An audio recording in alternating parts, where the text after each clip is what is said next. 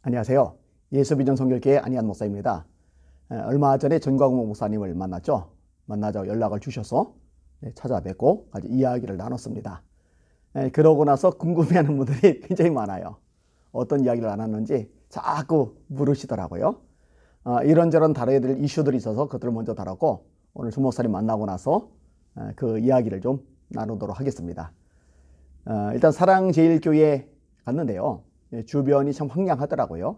재개발 지역이라 천막 같은 걸 이렇게 덮어놓고서 좀 이렇게 볼성 사나운 모습을 풍기고 있어요. 주변의 건이 썩 좋지는 않죠. 예전에 밤에 갔을 때하고 또 낮에 제대로 보는 것하고 차이도 좀 있더라고요. 그리고 교회 예배당 앞쪽에 소방차 같은 큰 차 한 대가 세워져 있어요. 그 철거하는 용역들이 차 끌고 들어오지 못하도록 그 진입로를 막아놓은 것이다 생각이 되어지는데 여쭤보지는 않았습니다. 참 묘한 거는요, 정당한 땅 대가를 지불해야죠. 그런데 애초에 조합 측이 약속했던 거 지켰으면 잘 진행이 되었을 텐데 그 약속을 조합 측이 어긴 거잖아요. 그리고 이제 언론들은 참 왜곡된 보도를 많이 했어요. 마치 교회가 돈독이 올라서 그렇게 버티고 있는 것처럼. 근데 알 사람들은 잘 알잖아요. 서울 땅값이 얼마나 비싼지. 저건 병수가 아니잖아요. 그리고 재개발이 될 경우에 이동해서 예배를 드려야 되는데 예배 드릴 공간을 임대해야 되잖아요. 그 비용도 만만하지 않습니다. 건축 비용 역시 만만하지 않습니다. 합리적으로 계산해서 보상을 해달라 요청을 하는 건데 그런 식으로 매도를 하면 안 되죠. 시장 경제 체제를 짓밟고 허무는 문재인 정권이기 때문에 그런 행태도 가능하다 생각이 되어집니다. 자, 두 번째로 만나서 이야기를 나눴는데 정치적인 이야기를 많이 나누지는 않았어요. 기본적으로 목적은 같습니다. 문재인 정권을 그냥 두면 절대로 안 된다는 거. 이거는 대한민국의 정체성을 망가뜨리고 후퇴시키는 무능한 정권이라는 거. 한국 교회를 탄압하고 예배를 짓밟는 잘못된 집단이라는 거. 이거는 공통점이죠. 역대 최악의 무능 정권입니다. 그런 정권이 아니었다면 저부터도 이렇게까지 나서지는 않았을 겁니다. 저는 집회만 인도하고 말씀, 기도, 그리고 글 쓰고 틀어박혀서 책 읽고 이런 거에 최적화된 스타일이지 정치 권력에 대해서 늘 목소리 내고 이런 거는 사실 좀 어색한 타입이었어요. 그런데 지금은 가만히 있을 수 있는 시대가 아닌 거죠. 이런 부분에 있어서 당연히 공통점을 가질 수밖에 없는 거죠. 눈을 뜨고 있다면 맹인이 아니라면 전 목사님처럼 행동하는 게 맞는 거죠. 저처럼 행동하는 게 맞는 거죠. 자, 세 번째로 3.1절 그 다음에 대국본 관련해서 이야기를 좀 나눴습니다.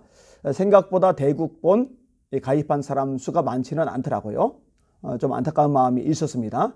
저는 1월 달에 가입했어요. 그리고 우리 교회 성도들 상당수가 가입했습니다. 이 방송을 듣는 시청자분들 중에 대국본 가입을 안 하신 분들은 가입을 하셔서 힘을 모아주시기 바랍니다. 사실은 숫자적인 부분을 절대로 무시를 못합니다. 많으면 많을수록 힘이 되고 유리하게 작용을 합니다. 함께 움직여주면 좋을 것 같습니다. 제가 그런 질문을 드렸어요. 3.1절 이후에 대안이 있습니까? 네, 사실 3.1절 이후에 뚜렷한 대안이 있다고 말씀하지는 않으시더라고요.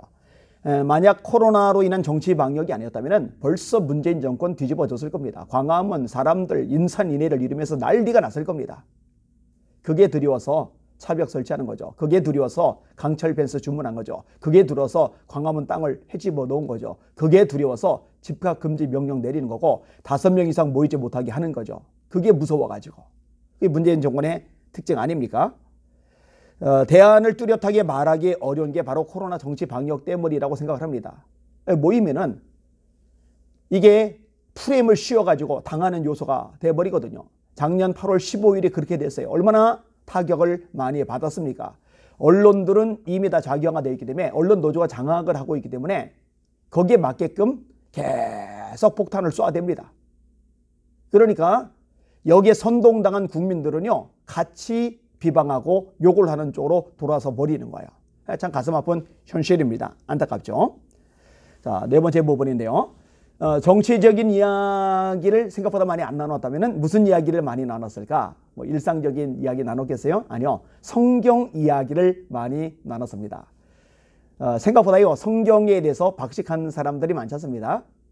성경에 대해서 연구를 깊이 한 사람 생각보다 많지를 않아요. 목사님들 중에서도 역시 마찬가지입니다. 근데 성경 이야기를 많이 나왔다고 그랬는데 전광훈 목사님이 막 운동하고 막 시위하고 막 이런 것들만 잘하시는 게 아니라 성경에 대해서 굉장히 박식하시더라고요. 굉장히 깊이 연구를 하셨더라고요. 사실 그 부분에 대해서 제가 좀 좋은 인상, 깊은 인상을 더 받을 수가 있었습니다. 절대로 그냥 되는 게 아닙니다. 말씀을 읽고 듣고 공부하고 암송하고 묵상하고 무한반복 말씀을 읽고 듣고 공부하고 암송하고 묵상하고 이래서 심령 속에 새겨지고 또 새겨져야 그렇게 나올 수가 있는 거거든요.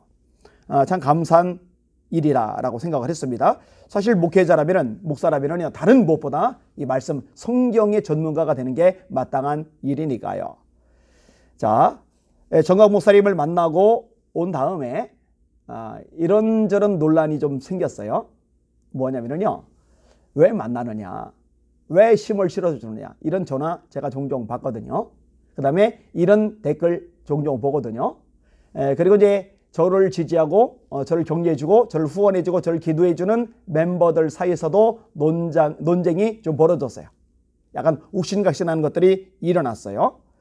자, 전 목사님이 말 실수하신 거 따지는 분들이 많아요. 저는 인정합니다. 말 실수하신 분들 분명히 있어요. 그런데 또 묻고 싶어요. 실수 안 하는 사람 누가 있어요? 예전에 정광훈 목사님을 이단으로 몰아가던 데가 있었죠. 지영은 목사님이 CBS 시사자키 정광용 시사자키입니다. 출연을 해가지고 정광훈 목사님을 이단으로 명시해야 된다라고 말했을 때요. 근데 제가 대놓고 브레이크를 걸었어요. 비겁한 일이라고 생각을 했거든요. 있어서는 안 될 일이라고 생각을 했거든요. 제가 그때 공격을 받아가면서 비난을 들어가면서도 그렇게 했던 이유가 뭐냐? 말실수가 없었기 때문에 그런 게 아니에요. 말실수는 있었지만 이단은 아닙니다. 그리고 말실수는 있었지만 누가 이 전광훈 목사님처럼 이렇게 앞장서 가지고 희생을 했습니까? 정작 목숨 걸고 싸워야 될 때 한마음에 대해서 전력 투구를 해야 될 때 근데 잠잠하던 사람이 뒤늦게 뒤에서 칼을 꽂으면은 그거는 있을 수 없는 일입니다. 그리고 솔직히 말해서 진짜 이단은 따로 있잖아요. WCC 진짜 이단이잖아요. 종교다원주의, NCK 진짜 이단이잖아요. 차별금지법 공식 지지 성명을 내잖아요. 손원용 교수 같은 사람, 예수님은 육바라밀을 실천한 보살이었다. 이런 사람이 이단이죠. 그리고 이런 사람을 감싸 안는 이사장, 그리고 교수, 그리고 주변 사람들, 이런 사람들이 진짜 이단이죠. 진짜 이단으로 정죄해야 될 대상들은 놔두고 요 시점에 역할을 해야 될 전 목사님을 이단으로 몰아간다. 이 말이 안 되는 겁니다. 돼서는 안 될 겁니다. 잘못된 부분은 인정하고 또 그 부분은 따라가지 않고, 그러나 긍정적이고 꼭 해야 될 일에 앞장을 서고 있는 분이 정말 맞다면 그 부분은 지지해주고 인정해주고 협력해주고 힘을 모아주고 그렇게 하면 돼요. 간단합니다. 그리고 저를 지지하고 따라주는 분들은 저를 신뢰해 주시면 돼요. 제 관심, 제 중심은 말씀이거든요. 말씀에 어긋나면은 그 누구라고 해도 안 따라갈 거거든요. 그리고 말씀에 입각한 것이라면은요, 목숨 걸고 인생을 걸고 따라갈 거거든요. 그렇게 하는 거 여기까지 봐왔잖아요. 그런데 왜 논란이 벌어졌는지 좀 속상했어요. 안타까운 마음이 없지 않아 있었습니다. 다시 말합니다. 말씀에서 벗어난다면 누구든지 동의하지 않고 따라가지 않을 겁니다. 그러나 말씀에 입각한 것이라면, 그리고 대한민국의 정체성을 지키기 위한 것이라면, 한국교회를 보호하고 바로 세우기 위한 것이라면 목숨까지도 내놓을 의향이 있습니다. 끝까지 포기하지 않고 싸워 나갈 겁니다. 이것만 알아주셨으면 좋겠습니다. 주님, 이 나라 대한민국 불쌍히 여겨 주시옵소서, 은혜 베풀어 주시옵소서, 새롭게 하여 주시옵소서. 주님만이 이 대한민국의 소망이 오니 이 대한민국을 살려주시옵소서. 한국교회를 깨워주시고 주의 애종들 영계 돌려주시고 성도들 강하고 담대하게 하여 주시옵소서. 이렇게 뜨겁게 같이 기도해 주시기를 주님의 이름으로 부탁을 드립니다. 나사렛 예수 이름으로 승리하십시오. 할렐루야.